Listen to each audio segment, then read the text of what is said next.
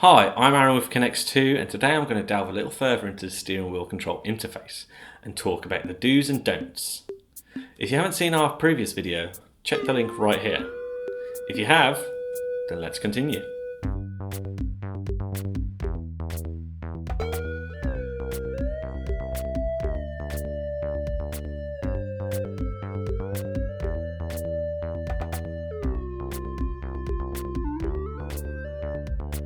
As stated in the introduction, we're going to talk about the steering wheel loom and more of an in-depth analysis. So, if I can get you to use your imagination, if we imagine that the CAN interface right here is actually the brain and the loom is the spinal column, that's essentially how they work together. Every car manufacturer has its own complex platform, each with its own unique way of decoding the CAN for steering wheel controls, parking sensors, the reverse camera, and so on and so forth.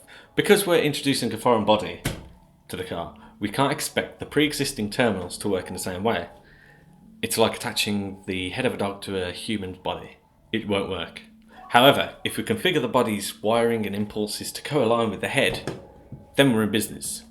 So, when we take our new head unit and attach the interface as well as the patch lead, the CAN adapter can essentially read what information needs sending where, and just like the brain, it's already sending signals up and down the spine, retrieving and sending all that information continuously.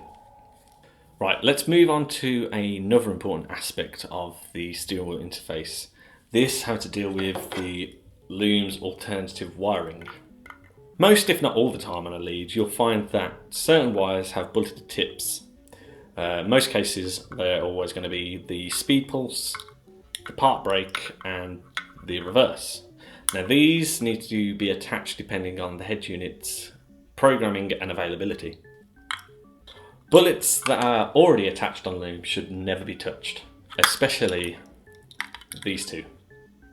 The yellow wire is the 12-volt battery constant, and the red wire is the 12-volt ignition.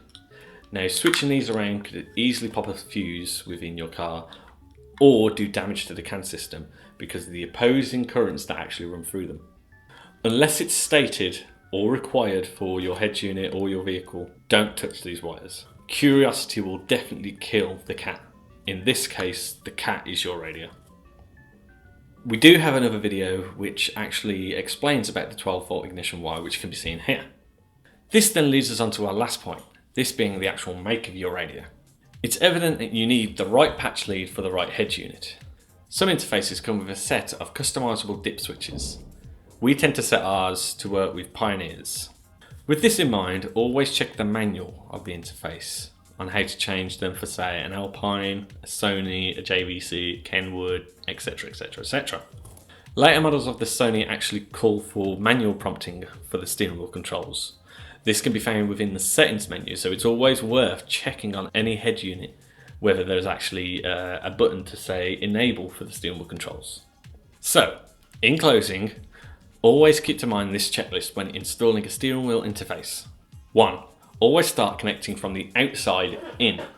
2. Always keep manuals to hand. 3. Remember, without the brain, the head unit won't function. 4. Never rush into a job without knowing what you're actually dealing with. And finally, 5. Never switch wires on a whim. Think about poor Mr. Whiskers. So, that's all we have time for this time. Make sure to check back for new videos and products by simply subscribing up here somewhere.